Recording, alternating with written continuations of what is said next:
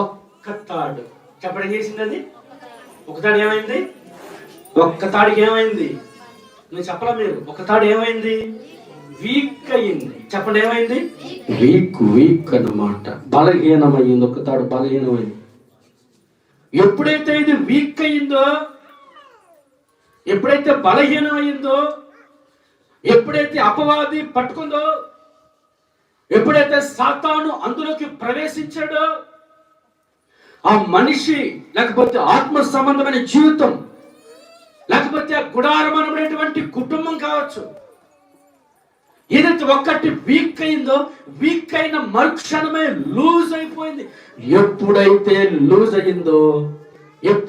Loose అయిందో వస్తున్న బినుగాలికి, వస్తున్న శోధనకి, వస్తున్న శ్రమకి ఇప్పుడు ఒక్క మూల మెల్లమెల్లగా అలా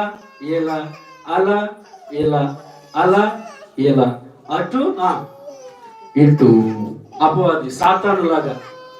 యోబు గ్రంథంలో దేవుడు అడిగాడు, ఎవరా నువ్వు, ఎందుకొచ్చి వేళ మంచికి అంటే, సాతాను అంటాడు, నేను భూమి మీద అటు ఇటు తిరుగుతున్నట్టుగా.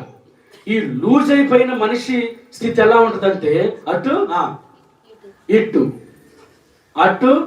అంటే ముందుకి వెనక్కి.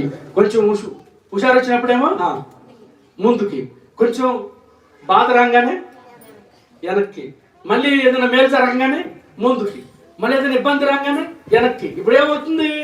ముందుకి వెనక్కి కదలడం మొదలైంది. చలిస్తుంది అన్నమాట, కదులుతూ ఉంది. కదులుతుంటే ఏం జరుగుతుంది తెలుసా? ఈ గాలి రాపుడికి, తాకిడికి ఈ ఊబడి ఎక్కువైంది. చెప్పండి, ఏమైంది? మరి అంతేగా, మరి అంతేనండి. ఇల్లు మొత్తం పాడైపోవడానికి, కుటుంబం పతనమైపోవడం ఒక్కడు చాలు, ఒక్క మనిషి చాలండి. ఆ మనిషి వల్ల అప్పులు పాడైపోతారు, దేశాలు పట్టుకొని, ఊళ్ళు పట్టుకొని తిరగాల్సిన స్థితి కూడా వచ్చింది. కష్టపడి